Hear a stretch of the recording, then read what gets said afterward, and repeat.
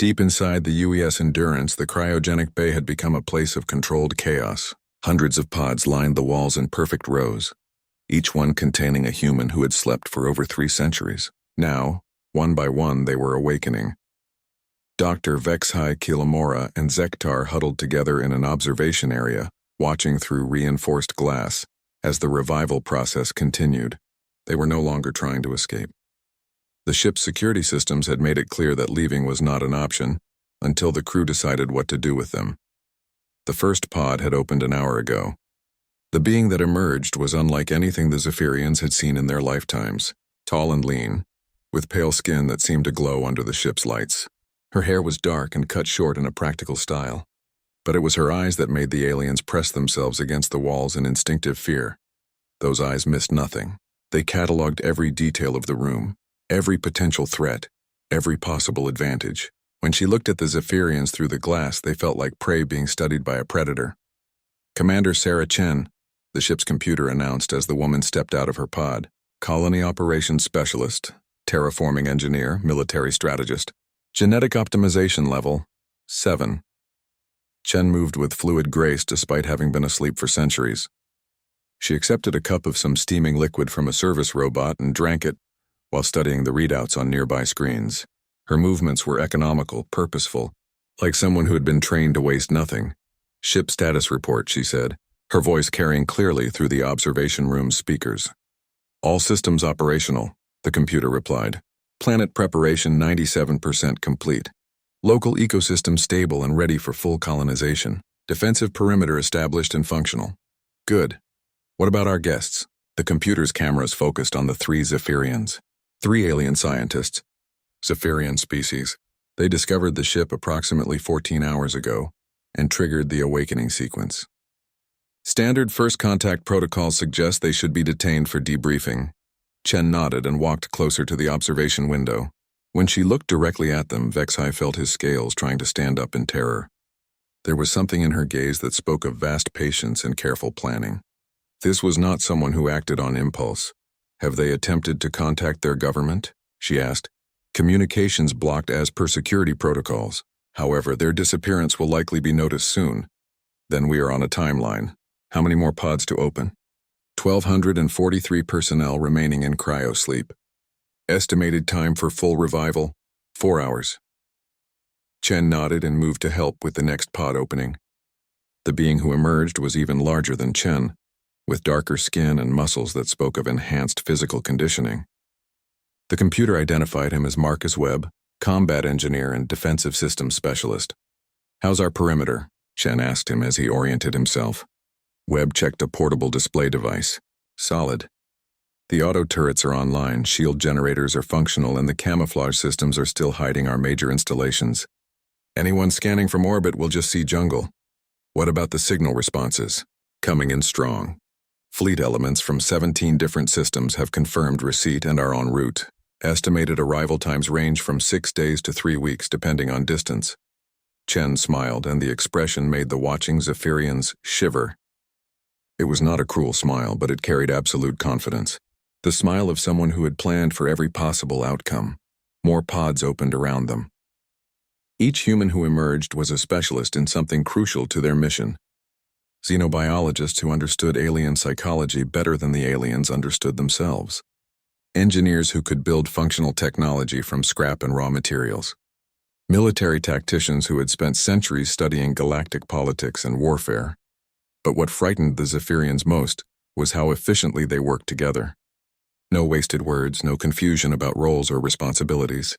They moved like parts of a single organism, each person knowing exactly what needed to be done. Medical Officer Lin reports that genetic optimization protocols have been highly successful, announced Dr. Sarah Kim as she emerged from her pod. Enhanced immune systems, improved physical conditioning, and extended lifespans are all functioning within normal parameters. How extended? Asked Chen. Conservative estimate 400 years per individual. We have time to see this through properly. The ship's external sensors displayed the jungle around them, but it was changing rapidly. Structures that had been hidden for centuries were revealing themselves. Landing pads emerged from beneath the canopy, Manufacturing facilities that had been disguised as natural formations came online. Defensive positions that had looked like hills sprouted weapon systems. "The planet is ready," reported environmental engineer Carlos Santos. "Atmosphere is fully breathable for human baseline. Soil composition has been optimized for Earth-standard agriculture. Water systems are clean and functional. We can support a population of 50 million within the first year." 50 million? Whispered Kilmora, unable to keep quiet any longer. Chen turned toward the observation window again. "Computer, activate translation protocols. I think it's time we spoke with our visitors." The glass partition slid away, and suddenly there was nothing between the humans and the alien scientists except air. The Zephyrians pressed themselves against the far wall as Chen approached. "Do not be afraid," she said, though her tone suggested that fear was probably appropriate. "We have no intention of harming you unless you force us to." "What? What do you want?" stammered Vexhai. "What we have always wanted," Chen replied calmly. "To go home. To rebuild what was taken from us. To make sure that what happened to Earth never happens to any human world again." "But you can have any uninhabited world," said Kilmora. "The galaxy is vast. There is no need for conflict." Chen's expression darkened slightly. "Uninhabited worlds? Is that what you think we deserve? The scraps that no one else wants?" She shook her head. "No, we tried that approach once. We took the worlds that others considered worthless, turned them into gardens, and asked for nothing more than to be left alone." "And what happened?" asked Zektar, though he already suspected the answer.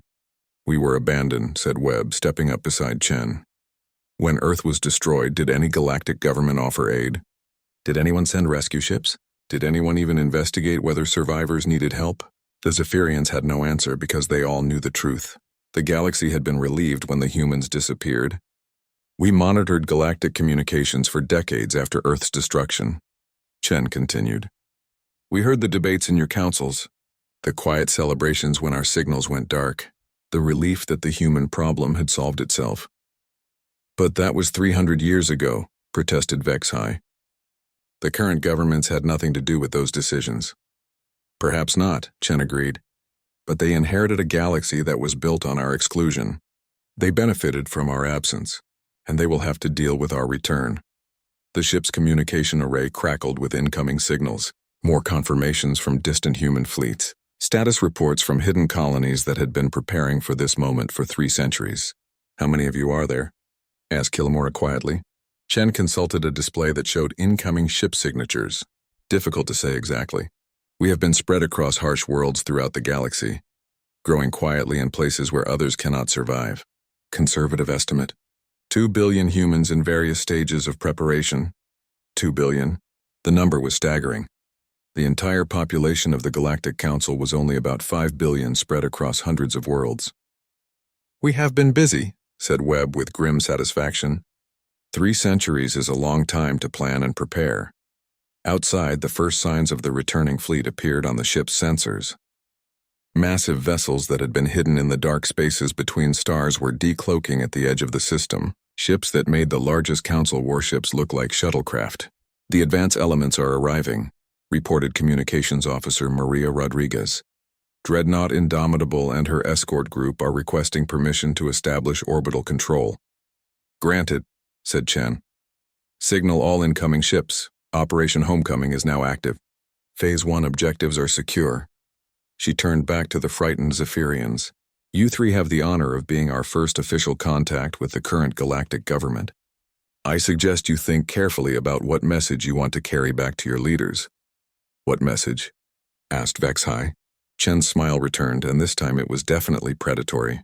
"That humanity has returned. We are no longer the desperate refugees who fled after Earth's destruction. We are no longer the outcasts who accepted whatever scraps the galaxy was willing to give us." She gestured toward the screens, showing the incoming fleet. "We are survivors who have spent 300 years becoming something stronger, smarter, and far more dangerous than we ever were before. And we have come to collect what the galaxy owes us." The ship shuddered slightly as the first human dreadnought entered orbit above them. 3 centuries of exile were ending, and the galaxy was about to learn what humans had become in the dark places where no one else dared to live. Commander Sarah Chen stood at the edge of the ship's main airlock, looking down at the 3 Zephyrian scientists who cowered before her. Behind her, the fully awakened crew of the UES Endurance moved with quiet efficiency, each person carrying out tasks they had planned for centuries. Through the ship's viewports, the massive forms of human dreadnoughts could be seen in orbit, their dark hulls blocking out entire sections of stars. 300 years of genetic optimization, survival training, and adaptation to the harshest environments in the galaxy had transformed humanity into something the galaxy had forgotten to fear. Chen herself stood nearly 2 meters tall, her enhanced physiology allowing her to function in environments that would kill most other species. Her crew was the same, apex survivors who had spent their entire lives preparing for this moment. "You disturbed our rest," she said simply, her voice carrying across the ship's communication system to every Galactic Council vessel that was desperately trying to flee the system. "We were content to sleep until our world was ready. Until we were ready." Dr. Vexhai, his blue scales trembling with terror that reached back to species memory, managed to stammer out a question. "What? What do you want?" Chen stepped closer, and the alien scientists pressed themselves against the bulkhead. There was nothing overtly threatening about her movement, but everything about her presence radiated the confidence of a predator that had spent centuries preparing for this hunt. Her enhanced eyes reflected the ship's lighting as she studied them with clinical interest. "What we have always wanted," she replied calmly. "To go home. To rebuild. To make sure that what happened to Earth never happens to another human world." She paused, tilting her head slightly as if listening to something the aliens could not hear. In fact, she was receiving updates through her neural implants from the fleet commanders now taking position throughout the system. "But first," she continued, "we need to have a conversation with the Galactic Council about some unfinished business." Kilmora found her voice, though it came out as barely more than a whisper. "What kind of conversation?" Chen's smile was patient, almost gentle, but somehow more terrifying than any snarl. "The kind where we discuss reparations for 3 centuries of abandonment. Where we talk about the territories that were carved up after our supposed extinction. Where we address the fact that our former colonies are now occupied by species who never bothered to ask if any humans survived." Behind her, the ship's crew continued their work with the same quiet efficiency that had allowed them to survive in the galaxy's most hostile environments. Medical Officer Lin was reviewing genetic optimization protocols for the incoming colonists. Engineer Santos was coordinating with the hidden installations across the planet. Communications Officer Rodriguez was managing signals from human fleets across the galaxy. But it was Dr. Marcus Webb who delivered the information that made the Zephyrians' blood freeze. "Commander, we have confirmation from the outer colonies. Total fleet strength is now estimated at 12,000 vessels, with more coming online every day." "Excellent. What about our sleeper agents in council space?" "All networks are reporting ready status. 3 centuries of careful infiltration has placed our people in key positions throughout galactic society. We have assets in government, military, commerce, and communication systems." Chen nodded with satisfaction. The humans had not just been hiding and surviving. They had been planning the most comprehensive return in galactic history. You have spies throughout the galaxy?" asked Zektar, his voice cracking with disbelief. "Not spies," Chen corrected gently. "Survivors. Humans who chose to integrate with galactic society rather than exile themselves to harsh worlds. They have been watching, learning, and preparing for this day." She activated a holographic display that showed the galaxy with thousands of points of light scattered across it. Every major trade route, every important government facility, every military installation, we have people there. People who have been waiting for the signal to come home. The implications were staggering. For 3 centuries, while the galaxy believed humans were extinct, they had been building the most extensive intelligence network in galactic history. "But why?" asked Vexhai. "Why all this preparation? Why not simply announce your survival and ask to rejoin galactic society?" Chen's expression hardened slightly. "Because we tried that approach once. We asked nicely. We followed galactic law. We accepted the territories we were given and made them productive. And when we needed help, when Earth was dying, the galaxy watched and did nothing."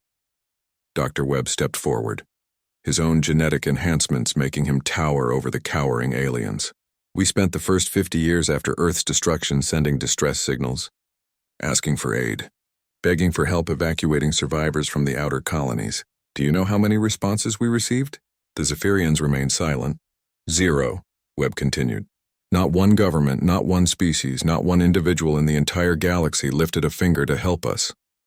You were all too busy celebrating the fact that the problem species had finally eliminated itself. Chen walked to the ship's main viewport, where the orbital fleet was clearly visible. The human dreadnoughts were massive, utilitarian vessels built for function rather than beauty. Each one represented centuries of careful resource gathering and technological development. "So we adapted," she said, her voice carrying easily across the silent ship. "We learned to survive in places where survival should be impossible. We developed technologies that could turn poisonous wastelands into gardens. We enhanced ourselves to thrive in environments that would kill normal humans." She turned back to face the aliens, and her enhanced eyes seemed to glow in the ship's lighting. "And we waited. We planned. We prepared for the day when we would return not as refugees begging for scraps, but as a force that the galaxy would have to acknowledge." Communications Officer Rodriguez approached with a datapad. "Commander, we are receiving priority signals from Council Space. Multiple governments are requesting immediate diplomatic contact." "Are they now?" Chen's smile was cold. "How convenient. 300 years of silence and suddenly they want to talk. Should I establish communications? Not yet. Let them wait. Let them wonder what we intend to do. Fear is an excellent motivator for honest negotiation." The ship's external sensors showed the jungle planet continuing its transformation. Hidden manufacturing facilities were coming online, producing supplies for the incoming colonists. Defensive installations that had been dormant for centuries were powering up, creating an impenetrable shield around the planet. "This world," Chen said, gesturing toward the viewports, "is just the beginning. We have 17 fully prepared colony worlds like this one, 17 planets that have been terraformed and fortified over 3 centuries, each one capable of supporting millions of humans. 17 planets," whispered Kyle Mora. "And those are just the major installations," added Webb. "We have smaller outposts, research stations, and resource extraction facilities on hundreds of other worlds. Places that Galactic surveys marked as uninhabitable, so no one ever bothered to look closer." Chen activated another holographic display, this one showing the current political map of the galaxy. Territories controlled by various council species were marked in different colors. But now new markers appeared, human installations and systems that were supposedly empty or worthless. "We have been very patient," Chen said. "Very careful. We allowed the galaxy to divide up our former territories among themselves. We watched as species that had barely achieved spaceflight moved into systems that humans had died to explore and colonize." Her voice remained calm, but there was an undertone of steel that made the aliens shiver. "But patience has its limits. And our exile is now over." Dr. Lin approached with a report. "Commander, the first wave of colonists will be arriving within the week. Colony ships from the Kepler 438 and Wolf 359 installations are already en route." "How many colonists in the first wave?" 2 million with full terraforming and defensive equipment. They will be able to establish a self-sufficient colony within 30 days of arrival." Chen nodded and turned back to the terrified Zephyrians. "You 3 will have the honor of carrying our message back to the Galactic Council. You will tell them that humanity has returned and that we are no longer the species they remember." What is your message?" asked Vexai. Chen's smile was patient, almost kind, but filled with the confidence of someone who held all the advantages. "That the galaxy has 3 choices. First, they can acknowledge our territorial claims to our former colonies and pay reparations for 3 centuries of occupation." She held up a second finger. "Second, they can negotiate a new treaty that gives humanity equal status in galactic affairs, with full compensation for our losses. A third finger. Or third, they can try to stop us from taking back what was always ours." The implications were clear. With 12,000 ships and counting hidden installations throughout the galaxy, and 3 centuries of preparation, humanity was not making requests. They were delivering ultimatums. "The choice is theirs," Chen continued. "But they should remember that we are no longer the desperate refugees who fled after Earth's destruction. We are the descendants of survivors who have spent 300 years becoming something far more dangerous than we ever were before." She gestured toward the orbital fleet, where more ships were arriving every hour. "We have learned to survive in the dark places between stars. We have adapted to environments that would kill most species. We have built technologies that can turn dead worlds into gardens. Her enhanced eyes focused on each of the Zephyrians in turn.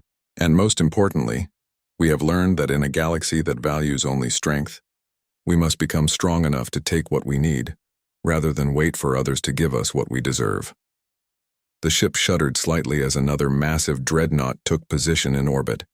The human fleet was now large enough to challenge any force the Galactic Council could muster. "Your ship will be released to carry our message," Chen said finally. "You have 72 hours to reach Council space and deliver our terms. After that, we begin Phase 2 of Operation Homecoming." "What is Phase 2? Asked Zektar, though he was not sure he wanted to know. Chen's smile became truly predatory. "The galaxy finds out what humans learned during 3 centuries of exile. They discover what we became when we were forced to survive in places where survival should be impossible." She turned away from them, her attention already moving to the next phase of her carefully planned operation. "They learn why our species was feared before Earth's destruction, and why we should be feared even more now that we have returned." The 3 Zephyrian scientists were escorted back to their ship by human crew members who moved with the silent efficiency of apex predators. As their vessel launched from the transformed jungle world, they could see the full scope of what humanity had built. The galaxy was about to remember why they had been relieved when the humans disappeared, and they were about to learn why that relief had been premature. Dr. Vexhai wiped the sweat from his blue-scaled forehead as he pushed through the thick jungle vines. The air on Kepler 442c was poisoned to most species, but his breathing mask kept him alive. Behind him, his team of Zephyrian scientists struggled with their heavy equipment through the dense green maze. "Are you sure the readings are correct?" asked bioengineer Kilmora, her voice muffled by her mask. She carried a scanner that beeped constantly as they walked deeper into the jungle. "The metal readings are very strong," Vexhai replied, checking his own device. "Something big is buried under all this plant life. Something very old they had been searching for 3 days. The Galactic Council paid good money for ancient artifacts, especially ones from the predecessor civilization. Those mysterious beings had vanished long ago, leaving behind only ruins and broken technology scattered across the galaxy. The jungle around them was strange. Most poisonous worlds were dead or dying, but this place was alive in ways that made no sense. The plants grew in patterns that seemed too organized to be natural. The vines twisted around each other in spirals that repeated over and over. Even the way the light filtered through the leaves felt planned. "Over here," called Zektar, the youngest member of their team. He stood at the base of what looked like a small hill covered in thick vines. But his scanner was going crazy with beeping sounds. Vexhai rushed over and pointed his own scanner at the hill. The readings made his eyes go wide. "This is not a hill," he said quietly. "This is metal. A lot of metal." They spent the next hour cutting away vines and clearing debris. What they found underneath made them all step back in surprise. It was definitely a spacecraft, but not like any they had seen before. The metal was dark and smooth, with lines and shapes that hurt to look at for too long. "How big do you think it is?" whispered Kilmora. Vexhai walked along what appeared to be the side of the ship, counting his steps. "At least 300 meters long. Maybe more. This is huge." The ship was buried deep in the jungle floor. Centuries of plant growth had covered it completely. But now that they had found it, they could see its shape under all the green. It was long and wide, with smooth curves that made it look almost alive. "Look at these markings," said Zektar, pointing to symbols carved into the metal near what might be a door. The symbols were strange, not like predecessor writing at all. Vexhai studied the markings with his translation device, but it could not understand them. "I have never seen writing like this before. The computer cannot read it." They found what looked like an entrance after another hour of searching. It was a large circular door sealed tight and covered with more of those strange symbols. Vexhai attached a small explosive charge to the door. It was not enough to damage the ship, but it might break the seal. The explosion was small but loud in the quiet jungle. Birds that they had not seen before flew away from the trees, making sounds like warning calls. When the smoke cleared, the door had a crack in it. "That worked better than I thought it would," said Vexhai, surprised. "The door is already damaged. This ship is very old." They used metal bars to pry the door open wider. It moved slowly, making grinding sounds like it had not opened in a very long time. When they finally got it open enough to look inside, they all froze. The inside of the ship was dark, but not empty dark. There was something waiting in there, something that felt like it was watching them, "Should we go in?" asked Kylmora, her voice shaking a little. Before Vexhai could answer, lights began to flicker on inside the ship. Not bright lights, but dim red ones that made everything look like it was covered in blood. The lights came on slowly, one by one, moving deeper into the ship like something waking up. "That is not possible," whispered Zektar. "This ship has been dead for centuries. There should be no power." But the lights kept coming on. They could hear sounds now, too. Quiet humming noises that grew louder. Somewhere deep inside the ship, machines were starting to work again. Vexhai felt his scales standing up with fear, but his curiosity was stronger. "We need to document this. The Council will want to know about a ship that can repair itself." They stepped through the doorway and into the ship. The air inside was different from outside. It was clean and felt safe to breathe, but none of them were brave enough to remove their masks yet. The corridor they walked down was much taller than it needed to be for any species they knew. The ceiling was at least 3 meters high. The walls were smooth and had no decoration except for more of those strange symbols. "These doorways are very wide," noticed Kylmora. "And look at these control panels. They are designed for hands with fingers that can grab things. Most species in the galaxy do not have hands like that." It was true. The control panels had buttons and switches that seemed made for beings with thumbs and individual fingers. Most galactic species had tentacles or claws or other appendages that could not use such controls easily. They walked deeper into the ship, following the red lights. The humming sounds got louder. It sounded like the ship was breathing, taking in air and letting it out in a steady rhythm. "There," said Vexhai, pointing ahead. "That looks like the main control room." The room they entered was enormous. Banks of dark screens lined the walls. Control stations were arranged in a circle around a central chair that looked like it was made for commanding the entire ship. But what scared them most was that some of the screens were starting to light up. Information was flowing across the screens in symbols they could not read. Charts and diagrams that made no sense to them. But the ship clearly understood what it was doing. "We should leave," said Zektar. "This ship is waking up and we do not know what it will do when it is fully awake." But Kylmora was already at one of the control stations, trying to understand what she was seeing. "Look at this," she said excitedly. "These are environmental readings. The ship is testing the air outside. It is checking the soil, the plants, even the weather patterns." "Why would it do that?" asked Vexhai. "I think," said Kylmora slowly, "I think it has been watching this planet for a very long time. All those plants outside, the way they grow in patterns, what if the ship made them grow that way?" The idea was crazy, but it made sense. A ship that could change a planet to suit its needs. A ship that had been hiding and waiting for centuries. Suddenly all the screens in the room went bright. A voice filled the air around them, speaking in a language they had never heard before. The voice was calm but somehow dangerous, like a sleeping predator that had just opened its eyes.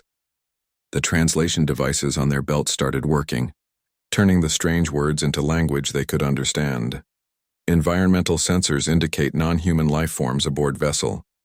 Initiating defensive protocols. Warning: unauthorized personnel must evacuate immediately." The 3 scientists looked at each other with fear in their eyes. This was not a dead predecessor ship. This was something else entirely. Something that was very much alive and did not want them there. And somewhere in the jungle outside, the plants began to move. The warning voice echoed through the ship's corridors as the 3 Zephyrian scientists stood frozen in fear. Red lights flashed faster now and new sounds filled the air. Deep rumbling noises came from below their feet, like giant machines starting up after a very long sleep. "We need to get out of here," said Zektar, backing toward the doorway. But when he reached it, he stopped. The door, it closed behind us. Vexhai spun around to look. The circular entrance they had come through was sealed shut. The metal had somehow reformed itself, leaving no gap or opening. They were trapped inside the waking ship. "Stay calm," said Vexhai, though his own voice was shaking. "Ships always have emergency exits. We just need to find another way out." But Kylmora was not listening. She was staring at the screens around them, her scanner beeping wildly as she took readings. "This is impossible," she whispered. "The power levels are rising too fast. No ship can generate this much energy after being dead for centuries." The screens showed more information now. Star charts appeared and disappeared. Technical diagrams flowed past too quickly to understand. But one thing was becoming clear. This ship had detailed maps of the entire galaxy. maps that were more complete than anything the Galactic Council possessed. "Look at this display," said Kyle Mora, pointing to a large screen on the wall. It showed the planet they were standing on, but not as they knew it. The image showed Kepler 442c covered in green, instead of the poisonous wasteland it was supposed to be. "That cannot be right," said Vexhai. "This planet is toxic. Nothing can live here except inside protective suits." But even as he spoke, they could see through the ship's windows that something was changing outside. The thick jungle vines that had covered the ship for centuries were pulling back. They moved slowly but deliberately, like they were obeying some silent command. The poisonous fog that always hung in the air was getting thinner.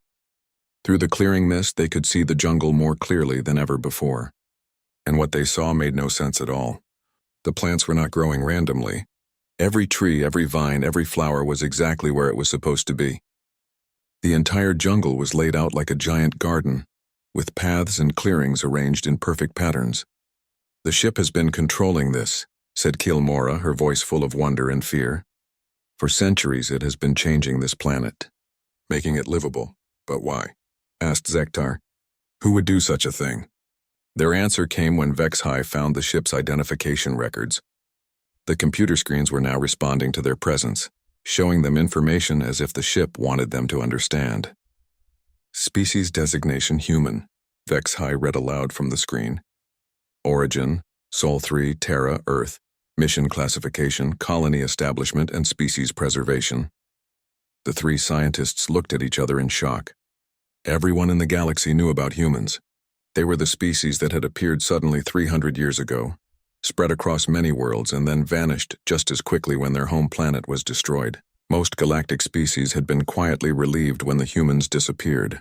They had been too different, too adaptable, too good at surviving in places where others could not. The galaxy had felt safer without them. "Humans are extinct," said Zektar. "Everyone knows that. Their worlds went silent decades ago." "Then what is this ship doing here?" asked Kalamora. The ship seemed to hear their question. New information appeared on the screens. Records of the human evacuation from Earth, lists of colony ships sent to distant worlds, and finally the mission orders for this specific vessel, UES Endurance, Vexhai read slowly. United Earthship Endurance. Mission: establish long-term survival colony on Kepler 442c. Terraform planet for human habitation. Await signal for species return. "Species return?" whispered Kalamora. "They are coming back?" As if answering her question, the ship's communication array suddenly came alive. A massive antenna extended from the ship's hull, pushing through the jungle canopy like a metal tree growing toward the stars. The antenna began broadcasting a signal into deep space. "We have to contact the council," said Vexhai, reaching for his communication device. But when he tried to use it, nothing happened. "The ship is blocking our signals." The floor beneath them vibrated as more systems came online. Gravity generators spun up, making the air feel heavier. Atmosphere processors began working, cleaning and recycling the air inside the ship. Life support systems that had been dormant for centuries suddenly functioned perfectly. But the most frightening thing was what they could see happening outside. The jungle was transforming before their eyes. Clearings opened where none had existed before. Structures that had looked like natural rock formations revealed themselves to be buildings and landing platforms. "This entire planet is a human base," said Kalamora, understanding finally hitting her. "They have been preparing it for 300 years. The ship's communication array was not just broadcasting signals. It was receiving them too. Responses began coming in from deep space. Coded transmissions that the ship's computers understood, but the Zephyrians could not decode. "How many signals?" asked Vexhai, watching the communication display.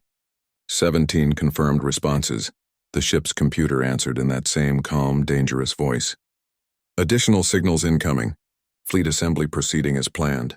"Fleet assembly?" said Zektar, his voice cracking with fear. More screens lit up around them, showing star charts with moving dots. Ships. Lots of ships, all heading toward their current location.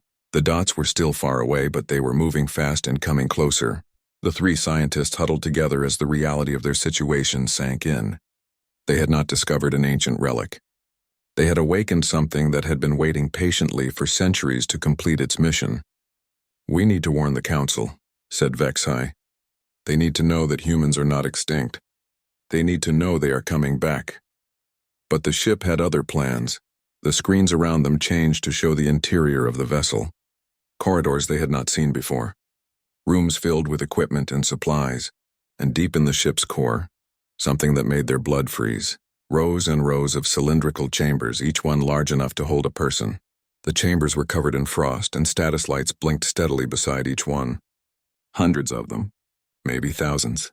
Cryogenic storage, whispered Kyle Mora. They are not just coming back. They are already here.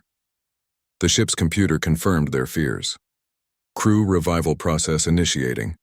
Estimated time to full awakening, 6 hours. Colony establishment will begin immediately upon crew activation.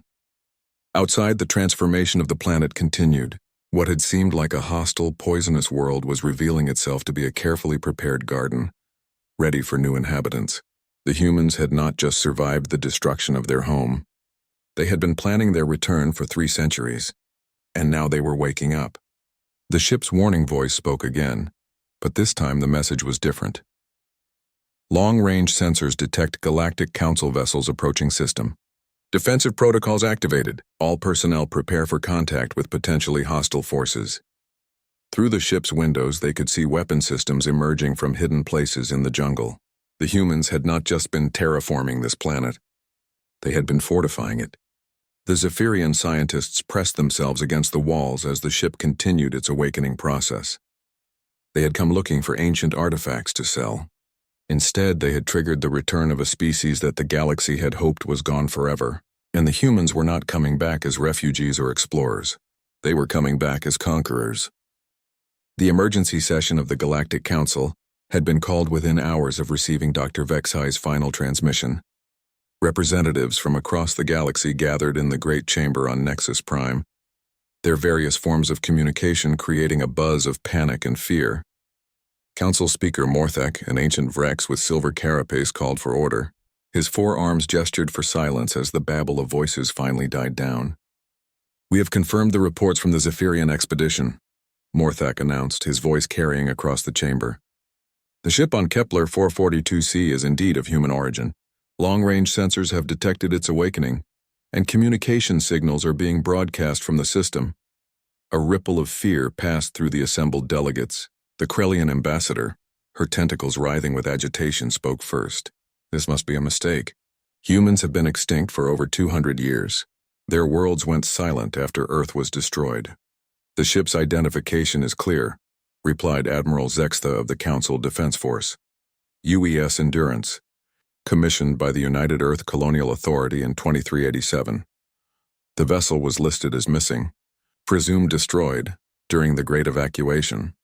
Speaker Morthak activated the chamber's central display.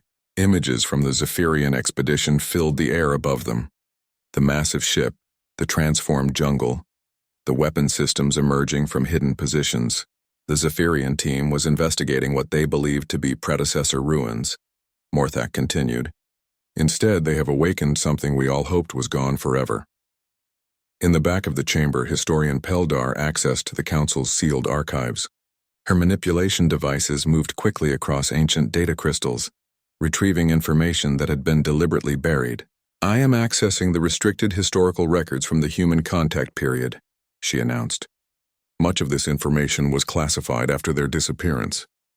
The chamber fell silent as Peldar began to read. First contact with humans occurred in 2341, when their exploration vessel Pathfinder encountered a Hegathani merchant fleet near the Vega system. Initial reports described them as dangerously adaptable and impossibly resilient. She paused, her large eyes scanning the records. Within 50 years of first contact, humans had established colonies on over 300 worlds. Worlds that other species considered uninhabitable. Ice planets where the cold would kill most life forms in minutes. Desert worlds where the heat would melt metal. Ocean worlds with crushing pressure that would destroy standard spacecraft. "They were survivors," whispered the Altarian delegate, her crystalline form flickering with nervous energy. "My ancestors told stories about them. They said humans could live anywhere, eat anything, adapt to any environment." Historian Peldar continued reading. "Military analysis from the period indicates that human technology, while advanced, was not their primary strength. Their ability to improvise, adapt, and survive in impossible situations made them unpredictable. Admiral Zextha pulled up tactical reports from the archives. There were no major conflicts with humans during the contact period, but there were incidents. A human trading vessel survived in the acid clouds of Xerion 7 for 3 months after their ship was damaged. They rebuilt their life support systems using scrap metal and plant matter. A human survey team on Kethmora, Prime continued their mission for 6 months after losing contact with their support ship, added another report. They built shelter from local materials and created tools from rocks and metal debris. When rescue arrived, they had already begun establishing a permanent settlement. The chamber was growing more agitated. Many of the delegates remembered the old stories, the legends their ancestors had passed down about the strange bipedal species that could live anywhere and refuse to die. "What happened to them?" asked the young Zephyrian delegate. "Why did they disappear?" Speaker Morthak gestured to the display, which now showed images of a burning world. Earth was destroyed in 2389 by a gamma-ray burst from a nearby stellar collapse. It was a natural disaster, but it destroyed their homeworld and most of their core colonies. The human government initiated something called the Exodus Protocol. Historian Peldar read from the records. Colony ships were launched to distant systems with instructions to establish survival outposts and await further orders. "And then they went silent," said Admiral Zextha. "One by one, the human colonies stopped transmitting. We assumed they had finally succumbed to the hostile environments they had chosen for settlement." "Or," said a quiet voice from the chamber's observer section, "they wanted us to think that." All eyes turned to Archivist Quintel, an ancient being whose species lived for thousands of years. He had been present during the original human contact period. "I was there," he said, his voice carrying the weight of centuries. "I met humans personally. They were not like other species. When other beings faced extinction, they would fight until they died. But humans would disappear. They would hide, prepare, and wait." He moved slowly to the center of the chamber. "There was something else about humans that we chose to forget. They never forgave. They never forgot. And they never ever gave up." The display changed to show current sensor readings from the Kepler 442c system. The human ship was now fully active, and its signals were reaching across the galaxy. "How many signals has it sent?" asked Speaker Morthak. "Over 200, replied Admiral Zextha, "and we are detecting responses. Ships are moving toward that system from coordinates throughout the galaxy." "Ships from where?" demanded the Krellian ambassador. "Unknown systems," the Admiral admitted. "Places that show no signs of civilization on our charts. Places we believed were uninhabitable." Archivist Quintel nodded slowly. "Of course they are. Humans always chose the worlds that no one else wanted, the places where no sane species would try to live." The implications were becoming clear to everyone in the chamber. For 3 centuries, while the galaxy had believed humans were extinct, they had been surviving in the harshest environments imaginable. They had been growing stronger, preparing and waiting for the right moment to return. "What do they want?" asked the Zephyrian delegate. "Revenge," said Quintel simply. "They want to reclaim what was taken from them. They want to make the galaxy remember why their species was feared." "But we did nothing to them," protested the Altarian delegate. "Earth's destruction was a natural disaster." "Was it?" asked Quintel. "Or was it convenient that the most adaptable species in the galaxy suddenly lost their homeworld? Did we investigate the cause thoroughly? Did we offer aid to the survivors? Or did we simply wait for them to disappear?" The chamber fell silent as the uncomfortable truth settled over them. The galaxy had not mourned the loss of humanity. They had celebrated it in quiet relief. "Long-range sensors are detecting massive energy signatures from multiple systems," Admiral Zextha reported, his voice tight with fear. "Ship movements on a scale we have never seen before." "How many ships?" asked Speaker Morthak. The Admiral checked his readings twice before answering. "Conservative estimate? 10,000 vessels. Possibly more." The chamber erupted in panicked voices. 10,000 ships was larger than the entire Council Defense Force. It was larger than all the galactic fleets combined. "They have been building for 3 centuries, said Quintel over the noise. "Building ships, gathering resources, preparing for this moment. And now they are coming home." Speaker Morthak called for order, but the delegates were too frightened to listen. Representatives were already leaving to contact their homeworlds. to warn their governments to prepare for what was coming. "What should we do?" shouted the Krellian ambassador above the chaos. Archivist Quintel looked at her with the sad wisdom of one who had lived too long. "Pray," he said quietly. "Pray that they remember we are not their enemies, and pray that 3 centuries of survival in the harshest places in the galaxy have not made them into something we cannot reason with."